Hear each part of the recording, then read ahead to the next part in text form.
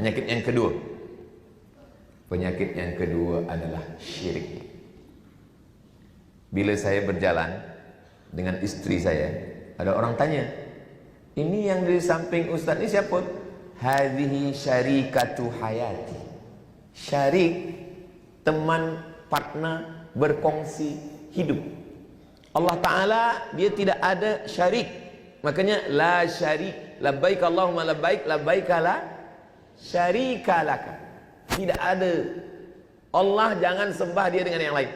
Orang Arab jahiliyah musyrik itu, mereka menyembah Allah juga. Mereka tahu Allah. Wala in sa'altahum man khalaqas samawati wal ard. Kalau engkau tanya kepada mereka siapa yang menciptakan langit dan bumi, la yaqulun Allah.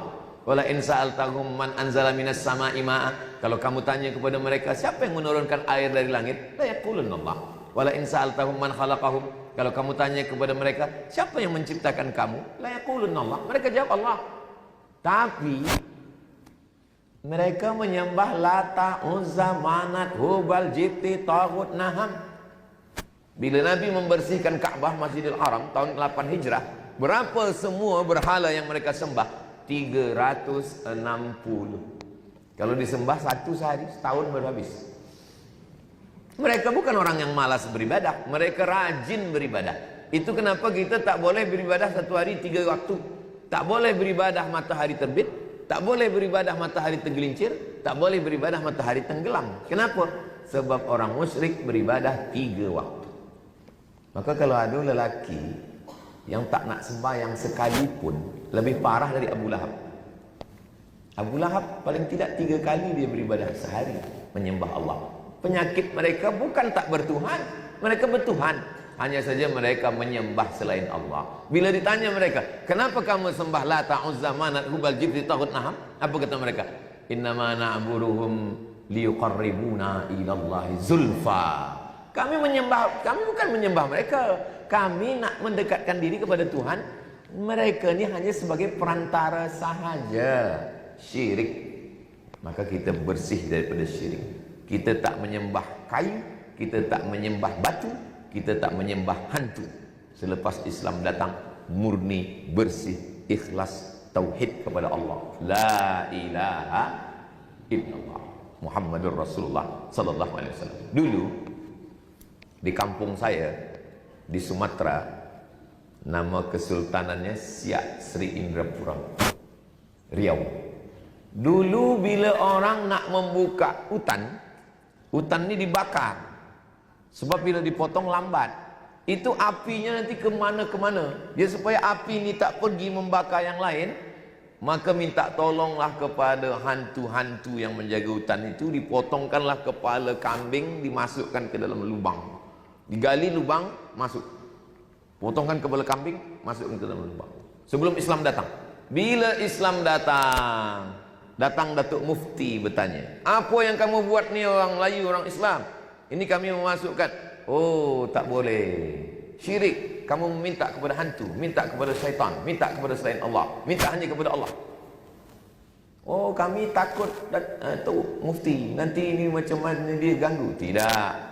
Maka diajaklah membaca Al-Fatihah, Qul Huwallah, Al-Falaq, An-Nas, pangkal Al-Baqarah, ayat kursi, ujung Al-Baqarah, surah Yasin, ditutup dengan tahlil. Afdalul dzikri fa'lam annahu la ilaha illallah. Sebenarnya bacaan-bacaan yang dibacakan di tanah, di sungai itu bacaan-bacaan ruqyah untuk menghalau segala hantu yang mengganggu. Macam mana dengan kepala kambing nih? Darahnya saja buang, sebab darah najis. Kepalanya masak.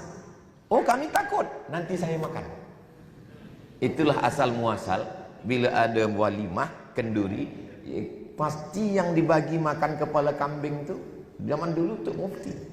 Kalau sekarang Ustaz Somad. Saya selalu dibagi kepala. Saya dulu tak tahu sejarah macam mana kepala kambing boleh dibagi kepada Ustaz. Rupanya itu dulu untuk hantu. Selepas Islam datang, dibagi ke Ustaz. Selepas Ustaz makan, kepala dia sakit. Kata orang diganggu hantu. Bukan hantu, kolesterol. Islam datang mentauhidkan manusia daripada menyembah kepada selain Allah. Ya'udzuna birijalim minal jinni Ada setengah manusia ini minta perlindungan kepada jin. Sampai hari ini masih ada. Ustaz Abdul Somad, itu ada orang di kampung kami. Dia pukul tanah, boleh keluar emas. Dia putarkan tangan, boleh keluar emas. Dari mana? Jin. Dia berkawan dengan jin. Ustaz Abdul Somad, ya, saya nak tunjukkan gambar ni kepada Ustaz. Cuba tengok gambar. Ni gambar. Emas sebesar ini.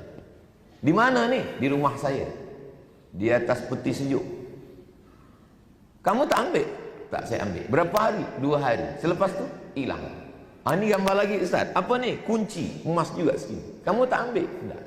Saya tanya. Jawab jujur. Ayah kamu, datuk kamu, atuk kamu ada yang bomoh? Oh, ada Ustaz. Jin dia tak mati. Atuk kamu mati, dia masih hidup. Ayah kamu mati, dia masih hidup. Sekarang dia nak datang ke kamu. Maukah kamu berkawan dengan dia? Kalau kamu berkawan, dia nak bagi ni. Dia nak bagi emas ni pada kamu. Kata dia, saya tak mahu Ustaz. Kenapa tak mahu? Kata saya. Kalau kamu tak mahu, bagi ke saya. Kata saya. Saya takut syirik Ustaz. Rosak tauhid saya kepada Allah. Nanti saya minta kepada dia. Sedangkan saya diajarkan iyyaka na'budu wa iyyaka nasta'in. Bila dia dah balik dalam hati saya, kalau saya lah yang diuji macam tu, mungkin saya berkawan juga dengan dia. Allah nak tunjukkan pada saya, hai Abdul Somad, boleh jadi engkau bagi tazkirah, engkau faham agama, tapi kalau engkau diuji macam ni, belum tentu engkau lolos lagi. Tapi orang ni yang biasa saja, tauhid dia kuat kepada Allah Subhanahu wa ta'ala. Ada seseorang berniaga, tiba-tiba datang orang yang menipu dia, habis duit dia, dia susah, nak makan pun payah. Tiba-tiba dia dengar ada bisikan, cubalah engkau menjual roti canai. Dia buka kedai roti canai, 1 hari dia boleh untung 70.000 ringgit. Lepas itu dia berniaga lagi, sampai akhirnya datang bisikan, engkau baca selawat ini, nanti engkau boleh ubatkan orang sakit. Habis lepas itu dia menjadi orang yang boleh mengubat. Dia baca sihat. Lama-lama dia tak sembahyang. Yang bercerita ni mursyid tarekat Naqsyabandiyah, Datuk Dr. Jahid. Lalu kemudian ditanya, kenapa awak tak sembahyang? Kena datang bisikan, bila engkau ubat orang dapat pahala 5, bila engkau sembahyang dapat pahala 1. Lebih banyak pahala mengubat daripada sembahyang. Man la syaikha lahu fa syaitanu syaikhuhu. Siapa yang tak berguru, syaitan gurunya. Maka hati-hati dalam berzikir, sebab pintu syaitan masuk melalui yang gaib ini. Dia sangka dia sebagai wali Allah, padahal dia adalah wali syaitan, bukan wali Allah. Wali Allah, ala inna awliya Allah la khaufun alaihim wa lahum yahzanun. Datang orang kepada saya, Ustaz Somad, ya, saya berzikir, saya tengok tasbih dia besar kali. Bila saya berzikir, saya boleh tahu siapa tetamu yang akan datang hari ini. Saya bila drive kereta, saya tahu siapa yang ada di balik sana. Semua yang tersembunyi saya tahu. Saya tanya, awak jujur cakap bila saya tanya ya? Ya. Semakin awak tahu-tahu ni, makin ingat Allah ke makin lalai? Jawab, saya makin lalai Ustaz. Saya tak ingat Allah lagi. Saya selalu berfikir apa yang dibalik ni, siapa yang akan datang, apa dalam hati dia, apa. Ini kerja setan. Maka engkau mesti banyak bertaubat kepada Allah. Orang yang minum khamar tahu dia salah. Orang yang berjudi tahu dia salah. Orang yang berzina, maaf cakap, tahu dia salah. Tapi orang yang dipesongkan setan melalui zikir, na'udzubillah, makanya mesti berguru, mesti dia ditalqin, mesti dia ada mursyid, mesti dia belajar. Brunei Darussalam tak kurang daripada masyayikh kita.